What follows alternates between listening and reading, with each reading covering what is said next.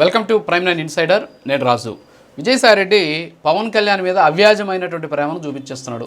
పవన్ కళ్యాణ్ అంటే తనకు ఏమాత్రం శత్రుత్వం లేదని చెప్పేసి, పవన్ కళ్యాణ్ 20 ఏళ్ళుగా స్నేహం ఉందని చెప్పేసి, పవన్ కళ్యాణ్ కనీసం పన్నెత్తు మాట కూడా అనలేదని చెప్పేసి ఆయన ఒక అద్భుతమైనటువంటి స్క్రిప్ట్ని ఆయన చదివినటువంటి పరిస్థితి. అసలు పవన్ కళ్యాణ్ గురించి విజయసాయిరెడ్డి ట్వీట్లు కానీ ఒకసారి కానీ చూస్తే జుగుప్సాకరమైనటువంటి ట్వీట్లు అందులో కనిపిస్తాయి. ఇప్పుడు ఎందుకు ఇంత కాకాబెట్టడం వెనుకున్నటువంటి ఉద్దేశం ఏంటి అంటే, విజయసాయిరెడ్డిలో ఏమైనా వణుకు మొదలైందా? సో తనను కాపాడేటటువంటి ఏకైక వ్యక్తి పవన్ కళ్యాణ్ అనేటటువంటి ఒక నిర్ధారణకి ఏమైనా వచ్చాడా? లేకపోతే ఎందుకని విజయసాయిరెడ్డి ఈరోజు ఈ యూటర్న్ తీసుకోవాల్సి వచ్చింది? అసలు రాజకీయాలే వద్దు, నాకు వ్యవసాయం చేసుకుంటానని చెప్పినటువంటి వ్యక్తి ఈరోజు ఆయన వచ్చేసి పవన్ కళ్యాణ్ అంటే నాకు ఇష్టం, పవన్ కళ్యాణ్ తోటి నాకు శత్రుత్వం లేదు, పవన్ కళ్యాణ్ నేను 20 సంవత్సరాలుగా మిత్రులం, పవన్ కళ్యాణ్ గురించి కనీసం పన్నెత్తు కూడా మాట్లాడలేదు నేను అని చెప్పేసి ఒక రకమైనటువంటి ఒక పెద్ద డ్రామాని క్రియేట్ చేసినటువంటి పరిస్థితి. సో ఆయన ట్వీట్లన్నీ కూడా సోషల్ మీడియాలో వైరల్ అవుతున్నాయి. ఆయన ఏ విధంగా పవన్ కళ్యాణ్ గారి గురించి మాట్లాడారు అనేటటువంటి ట్వీట్స్ అన్ని కూడా బయటకు వచ్చినటువంటి పరిస్థితి. సరే, ఇవన్నీ కూడా మనం పక్కన పెట్టేస్తే ప్రస్తుతం అసలు విజయసాయిరెడ్డి వ్యూహం ఏంటి? ఇక్కడ 3 వ్యూహాలు మనకు కనిపిస్తున్నాయి.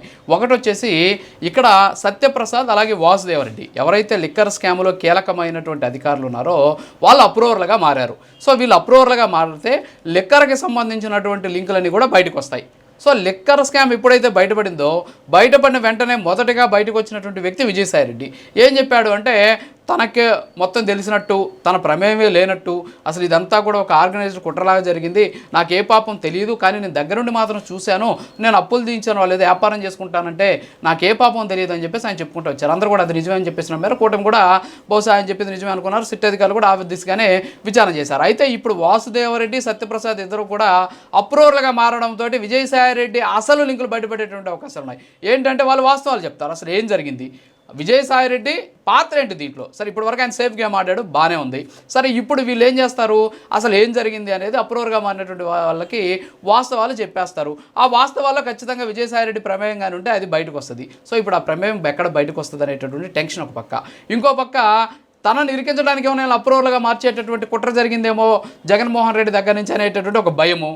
సరే, ఈ రెండు జరిగితే మరి నా పరిస్థితి ఏంటి అనేటటువంటి వ్యూహం. వీటన్నిటిని కూడా కలగలిపి ఆయన ఒక ప్యాకేజీని తయారు చేసి మన జనాలను ఎత్తున వదిలేశారనమాట. సో దీని మీద మనమంతా కూడా మాట్లాడుకున్నాం. ఏమని విజయసాయిరెడ్డి గురించి అదొక పెద్ద చర్చగా మారినటువంటి పరిస్థితి. ఆయన యూటర్న్ తీసుకుంటా అంటే కొత్త పార్టీ పెడతా అని చెప్పేసి ఇందాక చెప్పినట్టు ఇక్కడ 3 వ్యూహాలు. మొదటిది వచ్చేసి పవన్ కళ్యాణ్ గారి దగ్గర అవడం.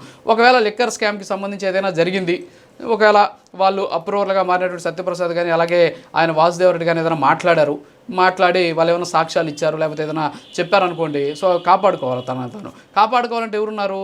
సో పవన్ కళ్యాణ్ గారు లాంటి వాళ్ళని కొంచెం కాకబట్టి అసలు పవన్ కళ్యాణ్ గారు పొగడ్తలతో ముంచెత్తేస్తే సో ఆయన ఏదో రక్షిస్తాడేమో అనేటటువంటి ఒక ఆశ ఉండొచ్చు బహుశా.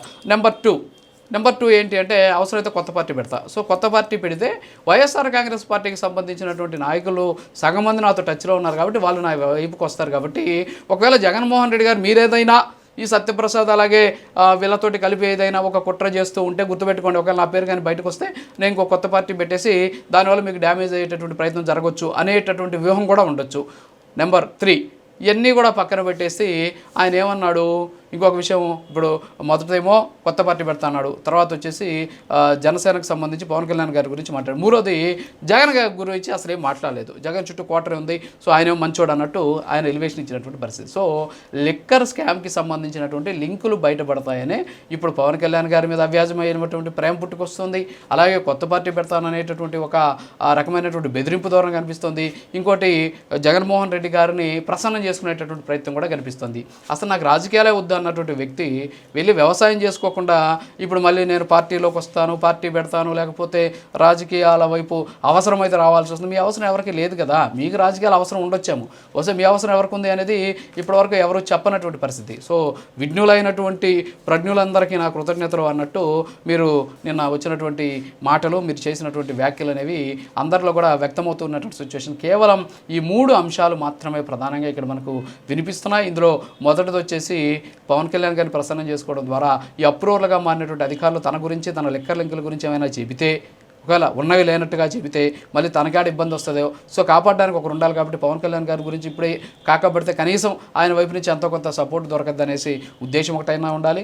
రెండోది పార్టీ పెడతామని చెప్పేసి బెదిరిస్తే జగన్మోహన్ రెడ్డి గారికి కుట్రై కానీ ఉంటే ఆయన ఆపేటటువంటి ప్రయత్నం కూడా చేయొచ్చు. మూడోది జగన్మోహన్ రెడ్డి గారి గురించి ఏం మాట్లాడలేదు కాబట్టి ఆయన మనోడేలే ఇన్నోళ్ళు మనతోటి ఉన్నాడు కదా అని చెప్పేసి వదిలేసేటటువంటి ఒక ప్రయత్నంలో భాగంగా ఆయన వచ్చేసి 3 రాళ్ళు వేసేసి వెళ్ళిపోయినటువంటి సిచ్యువేషన్ ఉంది. సో చూడాలి మరి, అంటే ఈ లిక్కర్ స్కామ్కి సంబంధించి ఏ స్థాయి వరకు వెళ్తుందో. ఆయనే చెప్పాడు బిగ్ బాస్తో లింకులు ఉన్నాయి, సో బిగ్ బాస్కి ఈ కిక్ బ్యాక్స్ అందేయా లేదా అనేది కూడా నాకు తెలియదు అనేసి జగన్మోహన్ రెడ్డిని కాపాడేటువంటి ప్రయత్నం మొదటి నుంచి కూడా విజయసాయి చేసుకుంటూ వస్తున్నారు. మరి ఈ నేపథ్యంలోనే ఇది కీలకమైనటువంటి పరిణామం. సత్యప్రసాద్ అలాగే వాసుదేవ్ రెడ్డి ఇద్దరు కూడా అధికారులు కాబట్టి వాళ్ళ ప్రమేయంతోనే జరిగింది, వాళ్ళే ఈ సలహాలు కూడా ఇచ్చారు అని చెప్పేసి దర్యాప్తు సంస్థలు తేల్చినటువంటి నేపథ్యంలో వీళ్ళు అప్రూవర్గా మారితే ఇప్పుడున్నటువంటి వాళ్ళకే కాదు, కొత్తగా విజయసాయి రెడ్డి లాంటి వాళ్ళు కూడా ఇబ్బందులు తలెత్తేటువంటి అవకాశం ఉన్నాయి. కాబట్టి ఆ లిక్కర్ లింకుల నుంచి బయటపడేందుకు చేస్తున్నటువంటి ఒక ప్రయత్నంగా కనిపిస్తుంది. అంతేగాని ఏదో రాజ్యసభ సీటు కోసమో లేకపోతే రాజకీయాల్లోకి వచ్చేసి ఇక్కడ ఏదో ఏలేయాలనేటటువంటి పరిస్థితి అయితే ఆయనకి లేదు. సో ఈ లిక్కర్ కేసు నుంచి బయటపడాలి, లిక్కర్ లింకులు బయటపడితే